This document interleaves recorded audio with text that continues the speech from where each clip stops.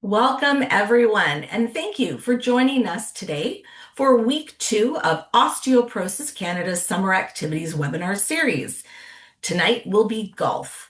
Before we begin today's webinar, Osteoporosis Canada acknowledges the land that our offices, located in Toronto, are on, is the traditional territory of many nations, including the Mississaugas of the Credit, the Anishinaabeg, the Chippewa, the Haudenosaunee, and the Wendat peoples, and is now home to many diverse First Nations, Inuit, and Métis. We also acknowledge that Toronto is covered by Treaty 13 with the Mississaugas of the Credit. My name is Tracie Napoli, Director of Fund Development and MARCOM at Osteoporosis Canada, and I will be your webinar host. This month, we are hosting a summer activities webinar series focusing on different types of exercise and sports. Participation in organized sports is a great way to enjoy staying active and enjoying the outdoors during the warmer months. Each 30-minute webinar will provide a review of what your exercise plan should include and will answer questions about the summer activities and sports featured in each webinar for those who have osteoporosis and may need to make modifications or choose a different way to stay active entirely, depending on their condition. This webinar will provide general information. It is not intended as individualized health advice. If you have questions, please consult your healthcare provider. Now, during the webinar, we would love to hear from you. So if you have a question or comment related to the webinar topic, just click the Q&A icon at the bottom of your screen, or you can enter you can enter comments in the chat. And we'll do our best to answer as many questions as we can during the webinar within the time available. Osteoporosis Canada is the only national organization serving people affected by osteoporosis, working to educate, empower, and support individuals and communities on bone and muscle health and in the risk reduction and treatment of the disease. We look to the best experts to inform our care guidelines for patients and care providers, and our scientific advisory council is made up of experts from across the country in osteoporosis and bone metabolism and is a volunteer membership. Our organization provides medically accurate information to the general public, patients, healthcare providers, and includes programs and support groups, educational webinars, podcasts, digital tools, and resources, all available at osteoporosis.ca. It's now my pleasure to introduce our presenter for tonight. It's Dr. Caitlin McArthur. Dr. McArthur is an associate professor in the School of Physiotherapy at Dalhousie University and principal investigator of the 3F Research Group.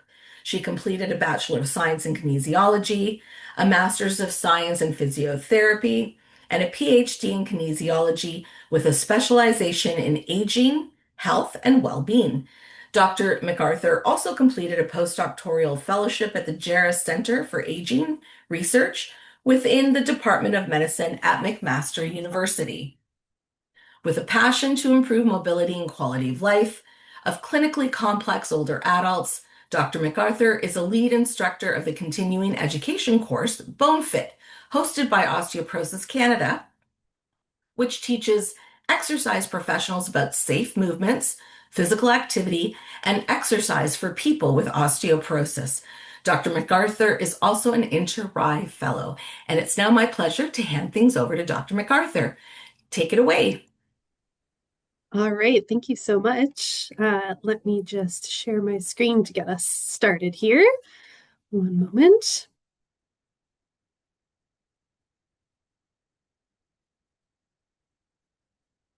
All right, we are good to go. Thanks everybody for joining me today to talk about another summer activity this week, which is golf.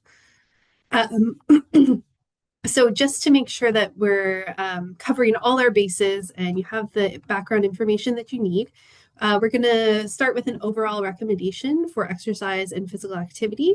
Then we'll talk about general safety tips that you want to think about across, multiple activities. And then we'll get right into golf and talk about some specifics for that activity. Some of you may not have been at our last session, so I want to make sure that we kind of all start from the same ground. So just an important note that, some of the activities we're going to be talking about can be risky and could have a high risk for fracture. So, if you're not doing it safely, you could be increasing your risk for fracture. If this is an activity that you used to do frequently or you're already doing, we're giving you tips on how to continue to do it safely, but it might also be a good choice to stop doing that activity. If you've never done this activity before, this is not us suggesting that you start doing it, unless it's something that you're really passionate about, but then you really want to seek out some advice on how to do that safely. If you're uncertain at all, you definitely want to consult with somebody to get some individualized advice. As was mentioned before, this is kind of general advice. If you want specifics for you in particular, you want to consult with somebody. So this could be your healthcare provider, but also a physiotherapist who's BoneFit trained. So BoneFit has been mentioned a couple times. So what is it? It's an exercise training workshop that's designed for health and fitness professionals to learn effective and appropriate exercises for people with osteoporosis. If you want to find somebody near you who is BoneFit trained, we do have a locator map. So if you just go to the website bonefit.ca or you call the number here, they can help you, or the website can help you find somebody who's trained that is close to you, and it will tell you, who they are, where they work, so you can get that individualized advice. So thinking about the activities that we do in our daily life and our exercise and our leisure activities, how does this all kind of fit together into our movement plan for living with osteoporosis? So we have our daily activities. These are things like cleaning, doing the laundry, doing the dishes, vacuuming, sweeping, lots of gardening. If I was just outside, lots of people were mowing their lawn, those types of things. Then we have formal exercise, which are, when we sit down and we say, okay, I'm going to work on my balance, or I'm going to work on my strength, we make a plan. So it's things like doing balance exercises, lifting weights, walking on the treadmill, doing posture exercises.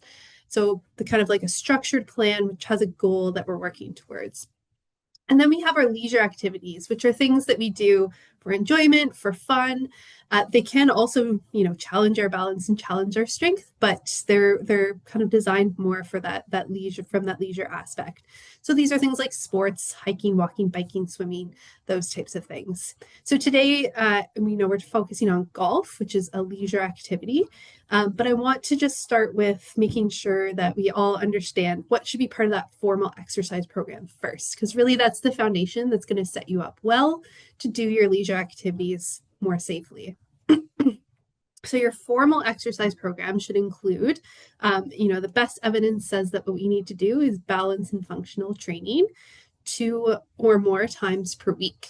And this is exercise that challenges your balance. So while you're doing it, you should feel a little wobbly. You should feel a little bit like you might actually lose your balance while you're doing it. Of course, we don't want you to fall while you're doing the balance exercise, but you should feel like, oh, I feel a little wobbly. So shifting your body weight, reacting to things that upset your balance, like throwing or catching a ball, maintaining your balance while moving. So Tai Chi is a really great example of this. Or reducing your base of support. So like standing on one foot, taking your hand off of a rail while you're balancing, all of those types of things reduce your base of support. And then functional training are exercises that improve everyday tasks or activities for fun or fitness. So this could be things like standing up from a chair or stair climbing.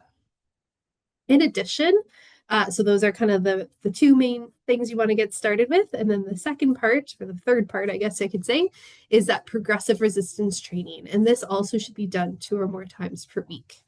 And so this is strength training. And again, it's very specific, planned exercise to improve strength. And you want to target major muscle groups like your legs and your arms and your chest and your back extensors as well, and your abdominals.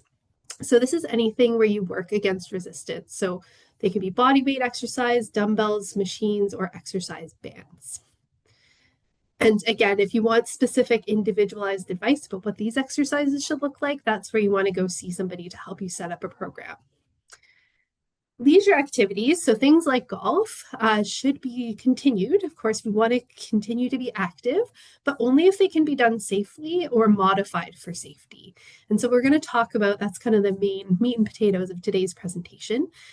one really important thing to keep in mind is that these should be done in addition to, but not instead of, those balance, functional, and resistance training exercises. So you want to make sure you've really got that good foundation, you're doing your balance, functional, and resistance training. And then on top of that, you participate in these leisure activities like golf. So the movements that we really want to be careful about are the ones that put our spine at risk for a fracture, or the ones that increase our risk for a fall. That's how most fractures happen, by falling, or by doing certain spine movements. So the spine movements that we want to limit are flexion, so bending forward, and rotation, so twisting. And we especially want to limit spine movements in those bending forward and that rotation that are repeated or sustained, so doing it over and over, or holding it for a long period of time. Weighted, so you're doing it holding something heavy. End range, so you're going as far as you can.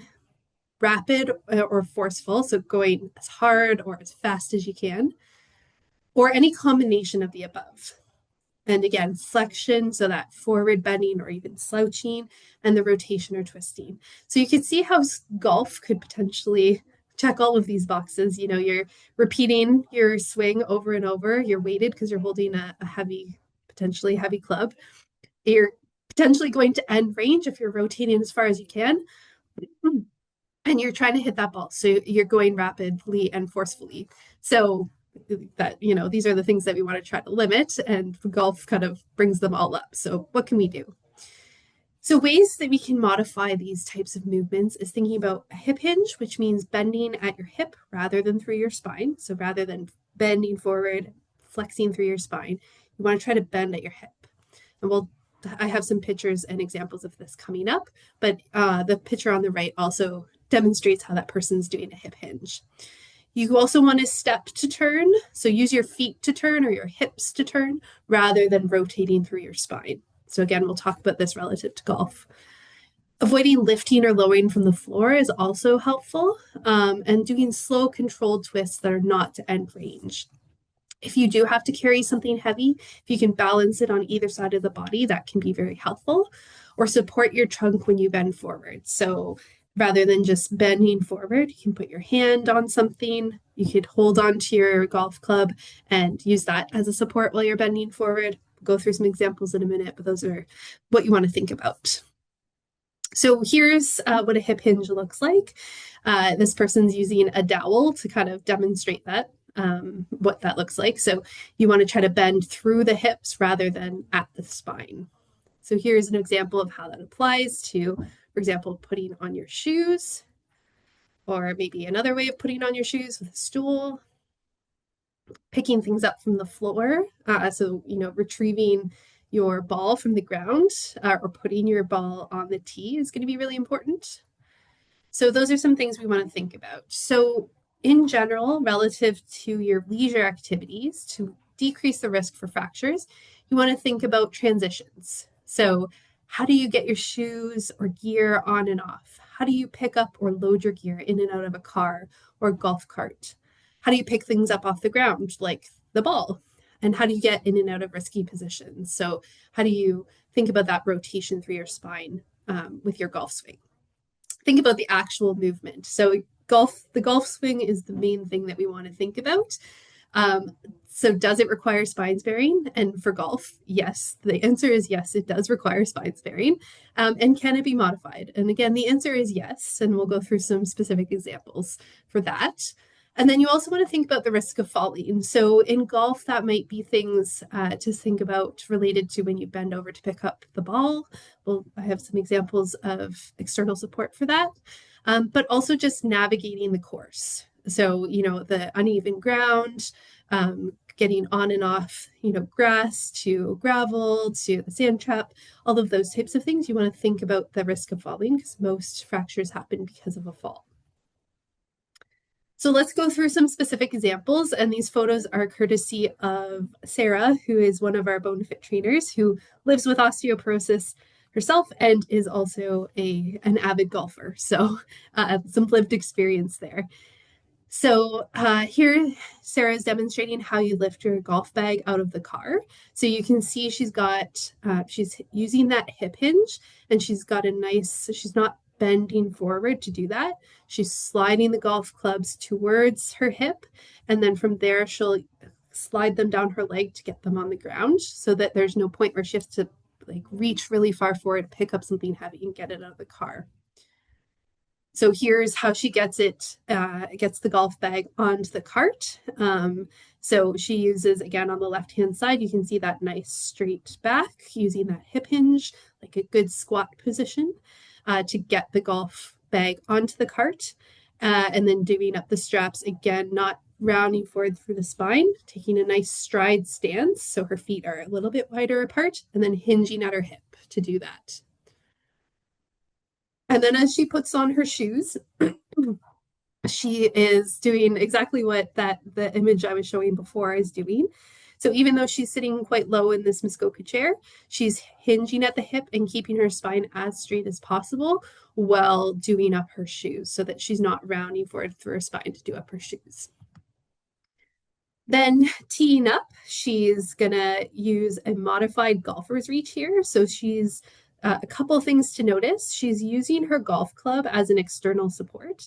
So you can see she's holding onto it, it's on the ground, and she's using that to support her trunk as she's flexing forward for two reasons. The first one is to decrease the load that she has to hold up with her back, so her back doesn't have to work as hard, potentially decreasing the risk of spine fracture, but then also as an external support for balance. So when you're bending forward, you might feel a little bit more off balance, and this gives that external support to prevent that fall from happening.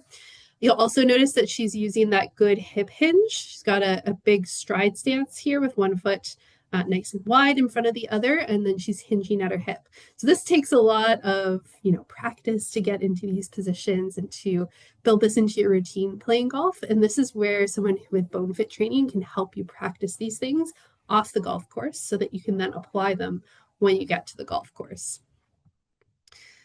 So the other thing that I mentioned was the swing. So we wanted to limit rapid, repetitive, weighted end range, rotation, and flexion of our spine. And the swing really does all of those things. So here's one way that you can modify it. So in this image, Sarah's doing a modified swing where she's swinging from 3 o'clock to 9 o'clock. So she's not doing a full swing. She's decreased her swing so that she can still swing, but it's not end range. She's not rotating as far as she can.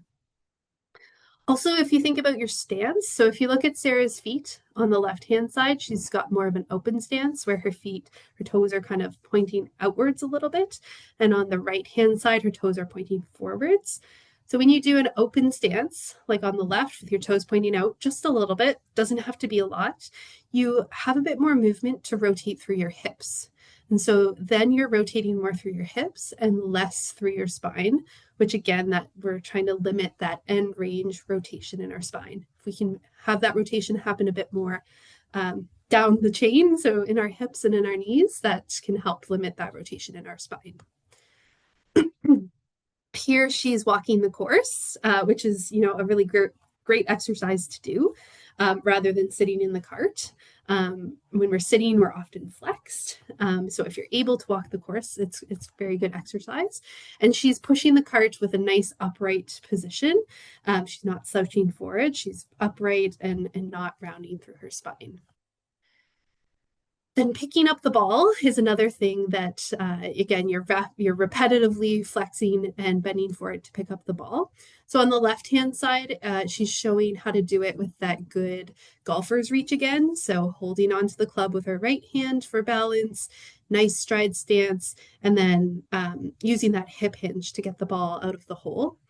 The other thing that you can do is use a ball retriever grip, and you can get these at various golf stores. And basically what it's like a stick with a suction cup on the end. And so you can use it to like suction cup your ball, and then you don't even have to bend over to pick it up. So if, the stride stance modified golfer's reach isn't going to work for you for whatever reason, maybe decreased balance, strength, range of motion, you can look at something like a retriever grip. So you don't have to bend forward to pick up the ball every time. And then your game's over. How are you going to get your golf clubs back into the car? Is again using that nice hip hinge, squat type position, holding the clubs close to your body, not far away. Because when it's far away, you have to work a lot harder, and that can increase your risk for fracture. So hold it close to your body, get it up into the car, and then push and slide it into the trunk. And again, using that nice hip hinge position rather than bending forward and really reaching into the trunk, push from the end of the trunk so that you're not bending forward. So those are some very specific suggestions for golf. The one other suggestion I'll say is we're actually just talking about how a golf game can be quite long. So if you're playing a full 18 holes, that's a lot. That's a lot of rotations. That's a lot of, a lot of swings, a lot of bending forward to pick up your ball. And so you can actually also just decrease your game to 9 holes instead of 18. So that you're decreasing the repetitions of these risky movements. So again, to wrap up, you want to think about exercise it as a whole for bone health. So really make sure that you're doing that functional balance and resistance training, because those are the most important parts of your exercise plan. Throughout your daily life, you want to build in those spine steering strategies as well. So things like vacuuming and sweeping and mopping, you want to make sure that you're also using them. So generally for any kind of leisure activity, you want to think about the risk of falling. You want to think about the movements that you're doing and any transitions. I will say transitions are usually the things we kind of forget about. We remember about the swing and we remember about those things, but we forget about how do we get our shoes on? How do we get our bag in and out of the car? And all those things add up. So make sure you're thinking about the transitions as well.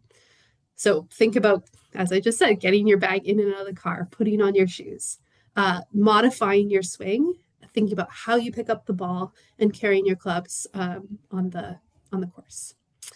So that's the end of the presentation. I know there's a few questions, so I'm happy to answer those now. That's great, Caitlin. Thank you so much. We do have time for a few questions, but I just wanted to make an observation. I saw one of the images of the individual who was pushing the golf cart. A lot of people generally pull the golf cart behind them. And I think, can you just comment on that, how that would maybe be obviously a better way to Yeah, travel with your golf bag? yeah, so it's a lot easier when you're pushing to maintain that upright position and to avoid any twisting. So a lot of times when you're pulling behind you, you're kind of like twisting and you're not able to maintain that upright position. We get a little like slouchy and rounded forward because we're pulling it behind us. But when you're pushing, you can stay more upright. If you think about, when you go grocery shopping, the grocery cart kind of can help. It can be a way to hold you up and hold you upright, so that you're not rounding forward and twisting while you're pushing your bag. So there were quite a few questions, or there are quite a few questions around people who have had already compression fractures. Some have also severe degeneration of their lower spine. So if you already have these issues and you've modified, you're going to modify your golf game, should you golf? Is it advisable for them to continue golfing if they have already been a golfer? Yeah, so if you have had spine fractures already, if you've already had compression fractures, you're automatically at high risk for a fracture in the future. So I would say it's not the best activity to be doing.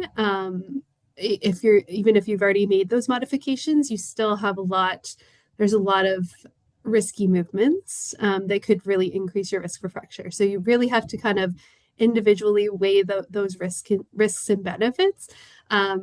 But I would say it's not the best activity to be doing. If you already have had fractures, we know that you're at high risk for having another. The biggest risk factor for having a fracture is you've already had one. So you really want to try to minimize those because, they can be quite painful. They can be really life-changing. So if there are other activities that you can get involved in, that would be better. Okay, great. Now there's another question, but a different kind of fracture. So this individual has already had a wrist fracture, and given that they've already had a wrist fracture, they're concerned that are they at higher risk of through the motion, through the weight, maybe of the, picking up the bag, of the golf club, of fracturing again. Again, are they at risk? Yeah, so again, the biggest predictor of a fracture is you've already had a fracture. So you are at higher risk for fracture if you have had a wrist fracture. Not quite as high risk as already having had a spine fracture, but still high risk. It's not so much the weight of the clubs that is necessarily the issue, it's the combination of all of the things together. So it's the weight of the clubs, the rotation, that you're doing it multiple times throughout your game, the bending over to pick up the ball, the getting in and out of the car. It's all of that kind of added up together that can be the issue. So, you have to think, can you modify all of those pieces to be able to do it a bit more safely? And again, you want to make sure that you've really got those kind of foundational things down. So, are you doing your functional and balance training as well as your strength training? If you have been able to get all of those things kind of in place, you've thought through all of the modifications. Again, you have to weigh the individual risk and benefit yourself. But it might be something that you're still able to do if you've been a golfer for your life. And we have time for one more question. This individual doesn't actually indicate if they've had a fracture, a previous fracture, but what they're asking is they're on medication, they're on treatment, their T scores have improved greatly, so they're feeling good. Should that be an indicator like, go ahead, continue to golf, not worry so much because the improvement of the T scores through the medication and treatment? Yeah, so T scores are one piece of the puzzle, but they're not the entire piece of the puzzle. So there are other things that we want to think about relative to fracture risk. So like, what's your balance like? What's your risk for falling? Those types of things. Because as I mentioned, most fractures happen because of falls. So it is one piece of the puzzle, but it's you don't want to hang your entire hat on just the T scores. So again, you want to make sure you have those foundational pieces covered. Is your balance? Are you feeling good with your balance? Do you have a good strength training program going on? Are you working on your functional training? And then, think about the modifications that we talked about today. Are you able to do those things and incorporate them into your game to prevent fractures while you're playing? So it's you have to think about the whole puzzle, and T scores are one piece of that, but they're not the whole thing. Okay, great. Caitlin, thank you so much. I know there's a few other questions that have come in. They're very similar to what we've answered. I'm just going to share my screen. There was a question about where to find bone fit instructors. So as Caitlin stated earlier, you can visit bonefit.ca, or you can go to the Osteoporosis Canada website and just type bone fit into the search, and it'll bring up the exact same. We have the website connected, and you can look to find if there's a bone fit person in your area. Um, Also, if you've missed last week, somebody asked a question about missing last week's webinar. Not a problem. They're recorded, just like this one's being recorded, and it's available on the OC replay page. These are two examples of some other content, our menopause and bone health webinar, and also our cooking demos. So those are all available, including this series on the OC replay webpage. Just a reminder to also access the nutrient calculator. It is on the Apple Store, Google Store. You can also access it on the website to track if you're getting the bone building nutrients daily you need. And of course, we have our podcast. You can listen to those on iTunes, also YouTube Music, but it's also on our website. So I would say just visit the website and you're going to find all kinds of stuff. So that's great. Upcoming next week, we have two webinars. We have cycling, hiking, and soccer. Again, you'll see Caitlin back Wednesday evening, and we're going to talk about those types of activities and sports. We have a cooking demo. We haven't done one in a while with Emily Richards. Turkey smash burgers with a green goddess spread, protein, calcium, other nutrients, a really easy and delicious way to cook at home. And also the last week, our last session will be water sports. And that will be Wednesday, May 27th. You can still register for all of these just by visiting the website. If you have not subscribed, please do to our national newsletter. You can also find us on Instagram, Facebook, again, YouTube Music, and LinkedIn. We thank everyone for joining us. We look forward to seeing you again next week, hopefully, and have a lovely rest of your day. Thank you to Caitlin. Thank you to everyone else. Have a great evening, everyone. Bye bye.